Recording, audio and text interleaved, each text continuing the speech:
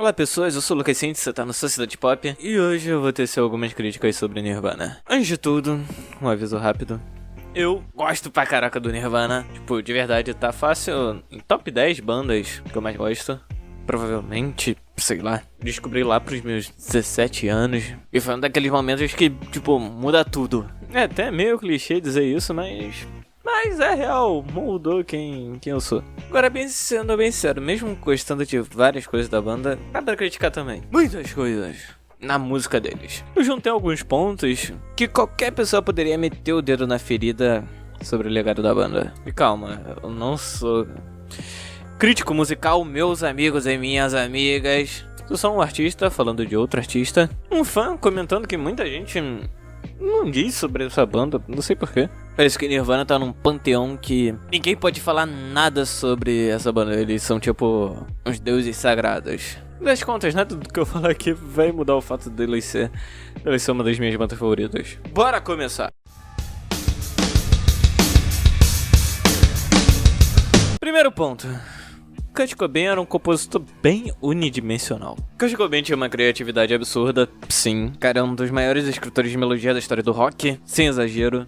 Mas sendo bem honesto, a música dele brilha mais nos detalhes do que num todo. Porque a estrutura em geral não era lá grande coisa. As faixas do Nirvana geralmente tem 2 ou no máximo 3 ideias rolando, e elas sempre cumprem o mesmo papel na música. É até fácil de descrever, vem um verso, aí depois o refrão, o solo, que repete basicamente a melodia do verso. Direto, nada de grande experimentação na estrutura que eles fazem. A grande maioria das músicas deles entregam tudo antes da metade da música acabar. Depois é só variação no mesmo tema. Kurt não tinha um vocabulário gigante pra acordes, tal do power chord que ele sempre faz é marca registrada dele. E ele curtia misturar as mesmas ideias várias e várias vezes. As batidas sempre eram num padrão parecido, os ritmos também. Ele só compunha na guitarra. E tá tudo bem, todo mundo uma vez ou outra acaba compondo a mesma música mais de uma vez. Dá pra ver isso fácil em Smell Like Teen Spirit,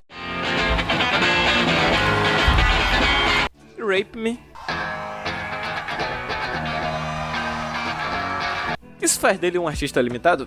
No álbum In Utero, por exemplo, que é o meu favorito, tem várias músicas bem diversas, músicas que vão de um clima extremo para o outro. Só que no geral as faixas geralmente seguem o mesmo molde. Dá pra prever o rumo delas depois de um tempo. Fato número 2. O Nirvana era musicalmente inferior às outras bandas da época. Esse aqui é um ponto meio espinhoso, cheio de poréns, por definição. O Nirvana sempre foi jogado no mesmo balaio de outras bandas grunge, mesmo sem eles nunca ter pedido isso. E o mais engraçado é que todas as bandas eram praticamente completamente diferentes umas das outras.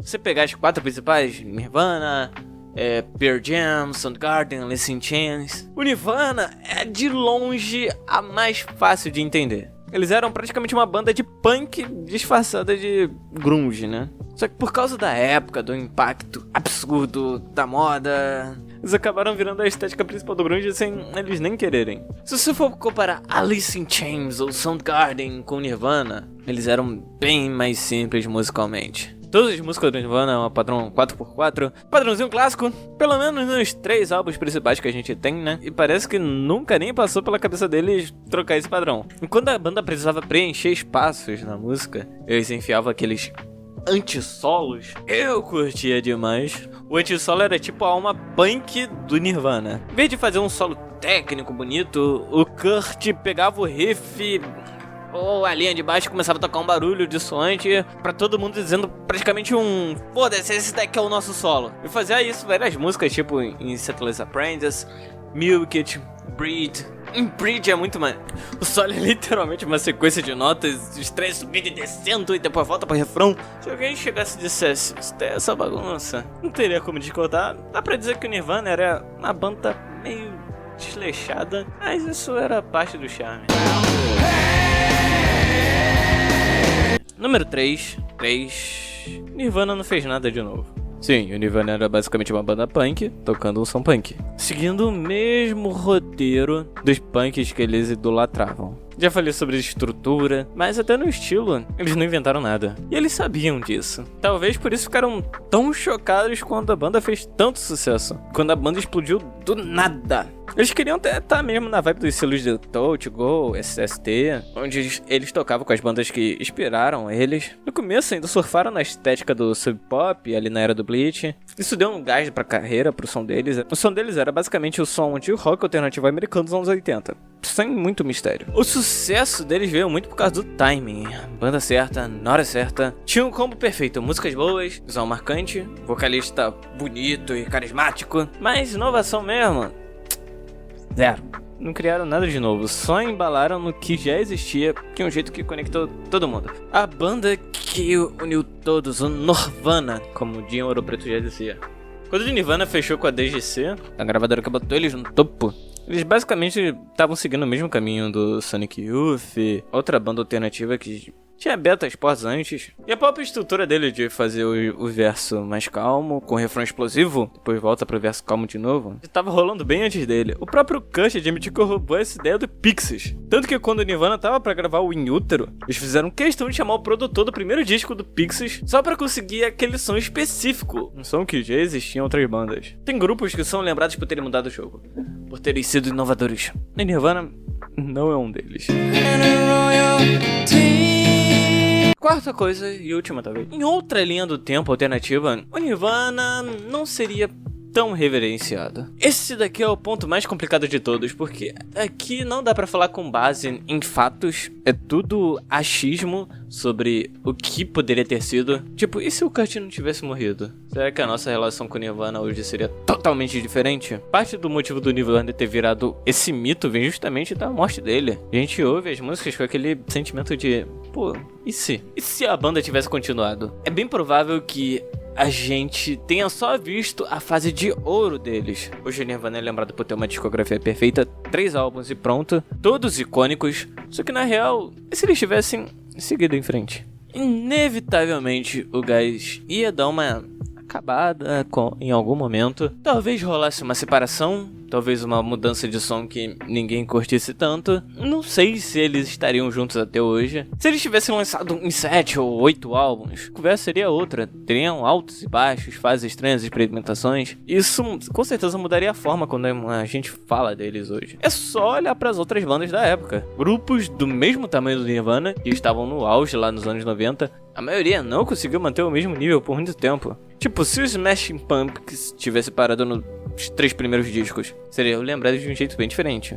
O mesmo vale pro Oasis. Mas quando a gente olha pros 7 álbuns do Oasis, dá pra ver claramente que o tempo desgasta até os gigantes. Só o fato dessas bandas terem continuado e perdido o gás já tirou um pouco do brilho que eles tinham naquela época que eles estavam no topo do rock. Sinceramente, eu acho que o Nirvana só tá nesse panteão todo que eles estão hoje, porque não deu tempo deles lançarem álbuns ruins. Tipo, o que a gente ia achar se eles tivessem lançado um disco terrível em 2006, por exemplo? O último álbum deles foi o In Utero, que é uma obra-prima pra mim, é o melhor álbum deles. Mas o que será que eles fariam depois disso? Quantas ideias novas o Kurt ainda tinha na cabeça? Sem falar que a voz do Kurt tava começando a ir pro saco.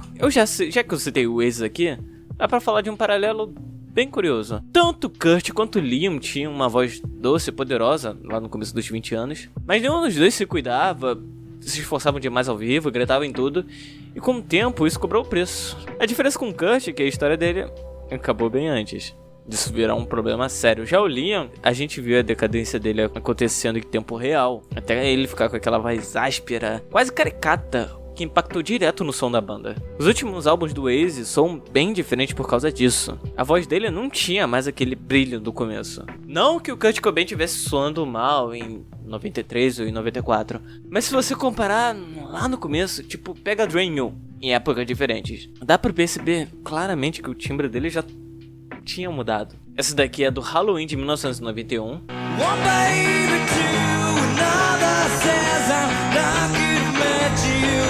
Compara isso com a última aparição dele na TV, no início de 94, só 2 anos e meio depois.